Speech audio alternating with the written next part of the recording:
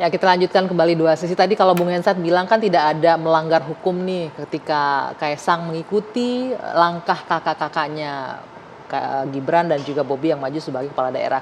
Tapi pertanyaannya patut atau tidak? Nah saya akan coba tanyakan ke Mbak Lely ini jadi patut nggak atau nggak menurut Anda Mbak Lely? Ya, pertama sebenarnya waktu Gibran mencalonkan diri jadi wali kota Solo itu saya menulis di sebuah koran nasional dan dimuat.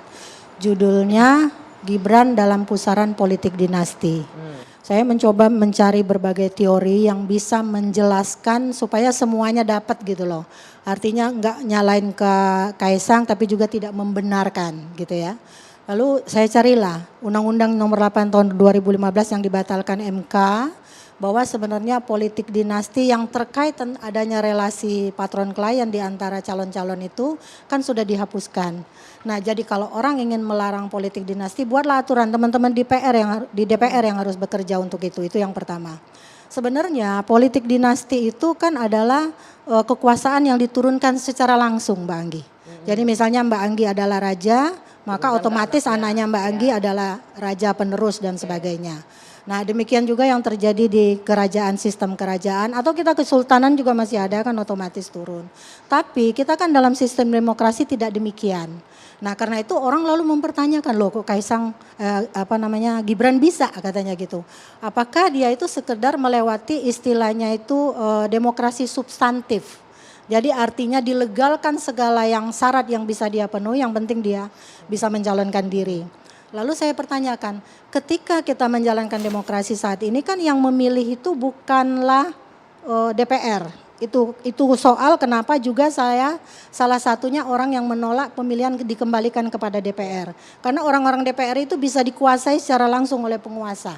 Jadi dan kamu ini dan ya. Kalau rakyat itu tergantung pada pendekatan dan persuasi politik yang dia lakukan. Lalu kalau ditanya patut atau tidak, kita bertanya nih seandainya anak saya, dia punya kapasitas, kebetulan dia kerja jauh gitu ya, gajinya 10 kali lipat dari gaji saya. Lalu kemudian dia berpikir, Bunda saya pengen pulang deh ke Indonesia pengen nyalon. Apa karena ibunya pernah masuk di TV One, lalu kemudian orang, oh ini kesempatan anaknya. Apakah patut anak saya mencalonkan? Itu saja saya menarik garisnya. Jadi terlepas apakah seorang Kaisang adalah anaknya Presiden Jokowi yang kata Mas Henry tadi pinter banget memilih bapak. Padahal kan sebenarnya orang dilahirkan tidak pernah bisa memilih siapa-siapa. Nah ternyata kalau kita kaitkan dengan berbagai teori yang ada, mungkin Prof. Musni dan Bang Henry pernah membaca teori motivasi dari McClellan yang dikembangkan oleh Bertal Company tentang need for power, need for achievement, sama need for affiliation. Tiga soal itu yang membalut bagaimana seseorang masuk dalam lingkaran kekuasaan. Mana yang lebih dominan? Poinnya, Mbak Lely, berarti kalau dia sepanjang dia punya kapasitas ya nggak masalah kalau dia mau maju. Nggak masalah kalau dia punya kapasitas. Nah pertanyaan soal kapasitas, apakah PSI yang melihatnya? Tadi PSI kan udah cerita nih. Ya. Saya tidak tahu apa benar atau tidaknya ya Mbak Cerilia, mohon maaf. Tapi kalau kita melihat perjalanannya, teriakan Kaisang tadi kan merdeka, gitu bukan merdeka penutup pidatonya gitu kan. Seolah-olah partai-partai lain sebenarnya juga sudah memburunya. Jangan lupa kenapa Jawa Barat mengajak Deddy Yusuf, Deddy Miswar dan sebagainya karena popularitas. Jadi saat ini Kaisang populer loh. Populer itu yang dibidik. Orang artis saja masuk calon anggota peduli amat apa terpilih atau enggak. Nah salahkan siapa? Salahkan undang-undangnya dan partai politiknya. Yang bikin jadi jangan salah orang. Tapi mungkin dia memang diojok-ojok nih istilahnya apa ya diojok itu. Dicuil-cuil ya.